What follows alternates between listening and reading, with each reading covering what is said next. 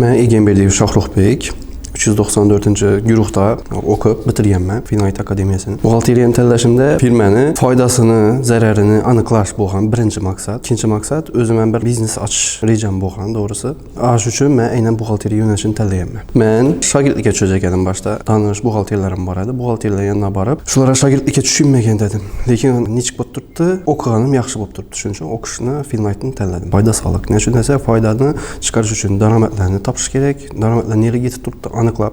Həmməsini özü aslında anıqlab tapış gerek emas. Nə desə болады. Həmməsini vaxtında etib barsa, dəramətlərini, faydanı buğalterini özəm qıynalmaydı. Faydanı, zərərini çıxarışdan ötürüb tölək qoyuş mümkün. Kursa gəlişimdən əldə mən buğalteriyanı umman bilməsədim. Kursa gələndən keyin şu buğalteriya haqqında düşüncəyə ega oldum, məlumata ega oldum və buğalteriyanı qanday yürütüşlükini öyrənib aldım. Sağlıqlarını qanday tapşırış gerek, fayda, KKS, AOS məsələn şularını öyrənib aldım. Buğalteriya kəsbinə başqalara məsləhətim, oxuşunu tövsiyə etməm, öyrənib qoyuşunu tövsiyə etməm. Məsələn, işçi xadimlər boladı, iş başqarıcılar olmuş mümkün. Ya bolsa özünün biznesini açamanda bir gələnlər olmuş mümkün. Onlara katta yordam boladı bu. Nə üçün desə, biznesini, hər qanday firməni, karxananı əsasi qismi beləki hesablanır buğalteriya. Buğalteriya kəsbini təlləşimdə ata-anamlardan, məsələn, üydəkilərdən heç nə qarşılıq bulmağan, qayta qonğanlar. Finayt Akademiyasına ümumi tərif bərədən bolsam, bir də birinci atmosfera eynən buğalteriyalar üçün maslaşdırılğan. İkincisi, ustazların bilim verişinə və nə desə boladı, ürgətişinə heç qanday muammo, kəmçilik uçraydı da boylanmadı.